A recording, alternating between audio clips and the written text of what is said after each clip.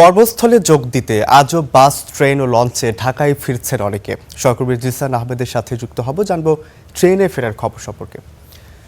জিসান, যেমনটি আসলে বলছিলাম যে আজকে থেকে এই কর্মব্যস্ততা শুরু হয়ে গিয়েছে, অনেকেই ঢাকায় ফিরেছেন, আবার অনেকেই ফিরবেন।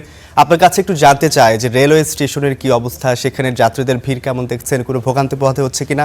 সেই সাথে আরও একটি বিষয় একটু জানতে চাই যে ফিরতি যাত্রার ক্ষেত্রে যাত্রীদের বাড়তি ভাড়ার কোনো অভিযোগ রয়েছে কিনা।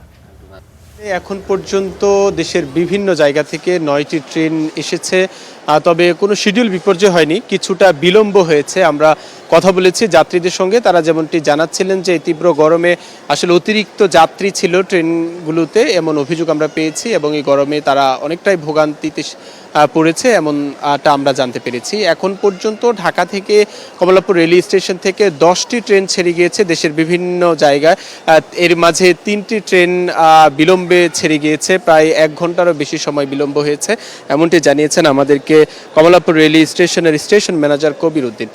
আমরা কিছুক্ষণ আগে তার সঙ্গে কথা বলছিলাম এবং আমরা যাত্রীদের যে অভিযোগ, আসলে এই যে বিলম্ব কেন ট্রেনগুলো ছাড়া হয়, এটি আমরা জানতে চেয়েছি। স্টেশন ম্যানেজার যেটি জানিয়েছেন যে বিভিন্ন স্টেশনে ট্রেনগুলো যাত্রী ওঠানামার সময় কিছুটা সময় লাগে, যার জন্য মূলত কিছুটা বিলম্বে ট্রেনগুলো ছাড়ে তার গন্তব্যে যাওয়ার জন্য।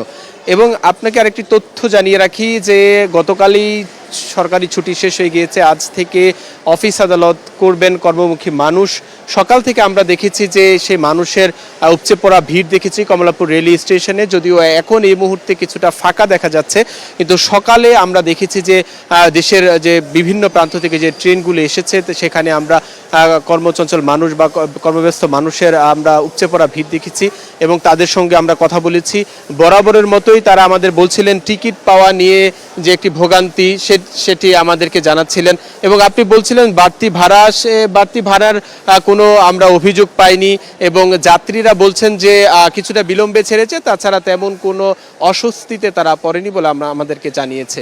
তো এই ছিল আমার কাছে কমলাপুর রেলওয়ে স্টেশন থেকে সবশেষ খবর। রৌফ। জি স্যার, আপনাকে অসংখ্য ধন্যবাদ।